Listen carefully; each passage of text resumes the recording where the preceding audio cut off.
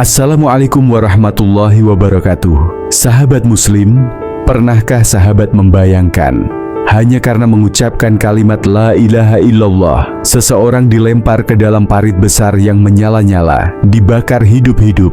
Ini bukan fiksi, ini kisah nyata. Bukan tentang kejahatan atau pemberontakan, tapi tentang keimanan yang dijawab dengan kekejaman. Inilah kisah Ashabul Ukhdud, sekelompok kaum beriman yang dibakar hanya karena mereka memilih Allah sebagai Tuhan mereka. Yuk mari kita bahas.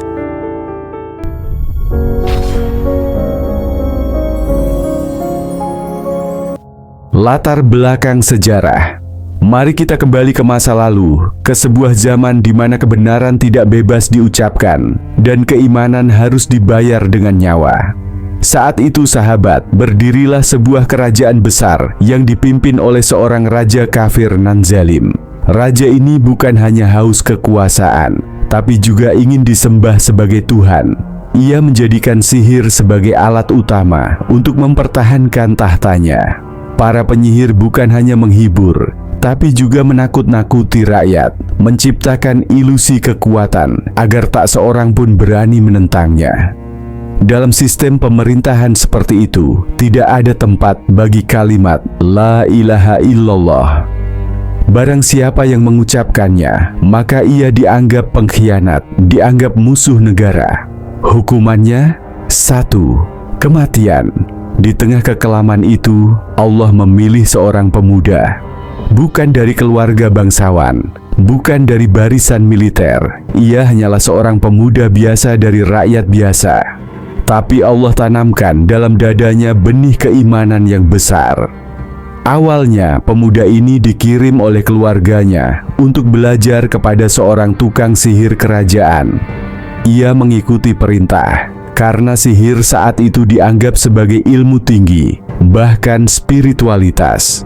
Namun di tengah perjalanan, ia sering melewati tempat ibadah seorang rahib, seorang ahli ibadah yang diam-diam masih menyembah Allah dengan tulus, dalam sunyi. Hatinya mulai bertanya-tanya, apa benar sihir itu kebenaran? Kenapa si penyihir mencari kekuasaan, sementara rahib justru hidup sederhana dan penuh kedamaian? Sahabat muslim, disinilah titik balik terjadi. Rasa penasaran berubah menjadi kagum, kagum berubah menjadi percaya, dan percaya berubah menjadi iman. Ia mulai belajar dari rahib secara sembunyi-sembunyi. Ia menyadari bahwa hanya Allah yang patut disembah, bukan raja, bukan makhluk lain, bukan kekuatan sihir. Dalam dirinya berkobar satu kalimat, la ilaha illallah. Tiada Tuhan yang berhak disembah selain Allah. Sejak saat itu hidupnya berubah. Ia tidak lagi mengikuti sihir, tapi mulai mempraktikkan doa dan tawakal. Dengan izin Allah, ia bisa menyembuhkan orang yang sakit, menyelamatkan orang dari bahaya. Semua itu bukan dengan mantra, tapi dengan iman. Iman seorang pemuda yang biasa saja, tapi membakar terang sebuah negeri yang sedang tenggelam dalam kegelapan. Kisah pemuda dan keimanan yang menular. Sahabat muslim yang dirahmati Allah, seiring waktu, cahaya iman dalam diri pemuda itu makin bersinar terang. Ia bukan hanya belajar, tapi mulai mengamalkan keyakinannya. Dengan izin Allah, ia mulai menyembuhkan orang sakit yang tak bisa ditolong oleh tukang sihir kerajaan. Ia membantu orang yang lumpuh berjalan kembali, menyembuhkan orang buta, bahkan menghidupkan harapan dalam hati rakyat yang selama ini tenggelam dalam ketakutan. Semua itu ia lakukan bukan dengan sihir, bukan dengan mantra, tapi dengan satu kalimat yang ia jaga dalam dada dan lisannya. La ilaha illallah. Ia selalu berkata, aku tidak menyembuhkan. Yang menyembuhkan adalah Allah, Tuhan semesta alam. Dari situlah masyarakat mulai berubah. Orang-orang yang sebelumnya tunduk karena takut, kini mulai berani membuka mata. Mereka mulai sadar, Tuhan mereka bukan raja, Tuhan mereka adalah Allah. Kalimat itu perlahan menyebar, menular, tumbuh dari hati ke hati. Namun sahabat, kebenaran selalu mengundang ujian. Berita tentang keajaiban pemuda ini sampai ke telinga sang raja. Bukannya bertaubat, ia justru murka. Ia merasa tahtanya terguncang. Ia takut kehilangan kendali atas rakyat. Maka ia tangkap pemuda itu dan menyiksanya. Tapi pemuda itu tidak goyah. Raja pun mencoba membunuhnya. Ia perintahkan prajuritnya membawa sang pemuda ke atas gunung, lalu dilemparkan dari puncaknya. Namun dengan izin Allah, bumi menolak perintah zalim itu. Pemuda itu selamat dan kembali pulang. Tak kapok, raja mengutus pasukan lain untuk membawanya ke tengah laut, lalu ditenggelamkan. Tapi lagi-lagi, laut tunduk pada kehendak Allah.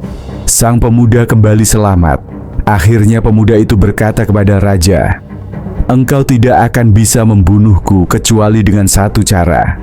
Kumpulkan rakyatmu dan panahlah aku.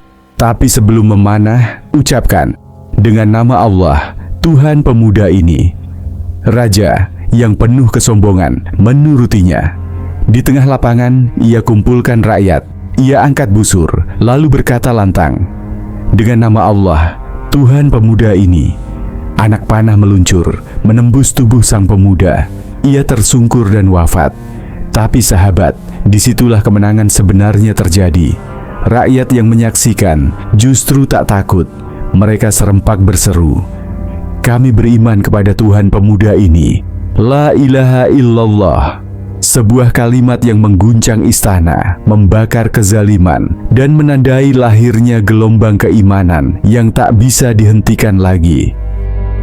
Ukhdud, parit api yang menelan orang beriman. Sahabat muslim yang dimuliakan Allah, sang raja telah kalah. Ia tak mampu melawan keimanan seorang pemuda. Ia telah gagal meredam gelombang tauhid yang menggema dari rakyatnya. Tapi orang zalim yang terdesak seringkali memilih kekejaman sebagai pelarian. Dengan penuh amarah, sang raja memerintahkan tentaranya, "Gali parit-parit besar di sekeliling kota." Parit-parit itu dalam, panjang, dan kejam. Kemudian ia perintahkan, "Nyalakan api, bakar dengan kayu terbaik, biarkan menyala besar.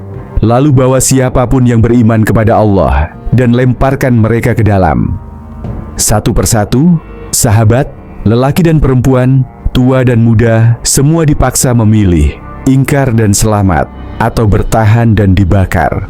Tapi yang terjadi justru di luar dugaan. Kaum mukminin itu tetap teguh. Mereka memilih dibakar dengan menyebut nama Allah daripada hidup dengan mengingkarinya. Lidah mereka basah dengan la ilaha illallah, bahkan di ujung kematian. Dan salah satu momen paling menggetarkan dalam sejarah umat manusia terjadi saat itu. Seorang ibu muda digiring ke tepi parit. Di tangannya seorang bayi mungil yang masih menyusu. Ia ragu, air mata menetes. Ia melihat kobaran api dan naluri keibuannya memberontak. Tapi ketika ia nyaris mundur, terdengarlah suara lembut dari bayi dalam gendongannya. "Wahai ibu, bersabarlah. Engkau berada di atas kebenaran." Subhanallah, bayi itu berbicara dengan izin Allah untuk meneguhkan hati ibunya. Kalimat yang sederhana, tapi cukup untuk menguatkan iman yang hampir goyah. Ibu itu pun melompat. Bersama anaknya, ia memilih surga. Sahabat muslim, ini bukan sekadar cerita tragis. Ini adalah monumen keimanan. Mereka tak meminta selamat. Mereka hanya ingin satu hal, mati dalam keadaan memegang erat kalimat la ilaha illallah. Dan Allah melihat mereka. Malaikat mencatat, surga menyambut mereka dengan senyum abadi. Penegasan dari surah Al-Buruj. Kisah para syuhada Ashabul Ukhdud bukan dongeng masa lalu, bukan cerita rekaan untuk hiburan. Kisah ini adalah firman Allah, diturunkan langsung dalam Al-Quran, agar menjadi peringatan dan pelajaran sepanjang zaman. Allah berfirman dalam surah Al-Buruj, ayat 4-8. قتل أصحاب الأخدود النار ذات الوقود إذ هم عليها قعود وهم على ما يفعلون بالمؤمنين شهود وما نقموا منهم إلا أن يؤمنوا بالله العزيز الحميد. Telah dibinasakan orang-orang yang membuat parit, api yang penuh dengan bahan bakar, ketika mereka duduk di sekitarnya dan mereka menyaksikan apa yang mereka perbuat terhadap orang-orang beriman, dan mereka tidak menyiksa kaum mukmin itu, melainkan karena mereka beriman kepada Allah yang Maha Perkasa, Maha Terpuji. Ayat ini, sahabat, bukan hanya mencela pelaku kejahatan, tapi juga memuliakan para korban yang beriman. Mereka dibakar bukan karena kejahatan, tapi karena memegang erat satu kalimat, La ilaha illallah. Dan Allah mengabadikan mereka dalam kitabnya yang mulia, agar kita tidak melupakan. Sahabat muslim, hari ini kita tak hidup di bawah ancaman parit api. Kita tak dihadapkan pada raja tiran yang menyuruh kita menyembah dirinya. Tapi ujian kita tetap ada, hanya bentuknya berbeda. Iman kita diuji oleh kesenangan dunia, ambisi kekuasaan, dorongan hawa nafsu, dan ketakutan untuk dianggap berbeda. Ashabul Ukhdud mengajarkan kita satu hal penting, bahwa iman adalah harga mati, dan surga terlalu mahal untuk orang yang setengah hati. Jika mereka mampu mempertahankan tauhid dalam kobaran api, maka kita harus lebih kuat mempertahankannya dalam godaan dunia yang sementara. Mari kita jaga kalimat suci La ilaha illallah, bukan hanya di lisan, tapi dalam hati dan seluruh perbuatan. Dan semoga Allah mengakhiri hidup kita dalam keadaan membawa iman, seperti mereka yang kini sedang tersenyum di sisinya. Amin ya rabbal alamin. Wassalamualaikum warahmatullahi wabarakatuh. Sebelum saya menutup video ini, izinkan saya dengan penuh rasa hormat dan kerendahan hati untuk memohon maaf jika dalam video ini terdapat kesalahan, baik dalam bentuk gambar, video, dan kata-kata, atau penyampaian informasi yang kurang jelas atau tidak sesuai. Kami menyadari bahwa sebagai manusia biasa, kami tidak luput dari kekurangan dan kekhilafan. Segala kebenaran yang disampaikan dalam video ini berasal dari Allah Subhanahu wa Ta'ala, sedangkan segala kesalahan adalah murni dari keterbatasan dan kekurangan kami sendiri.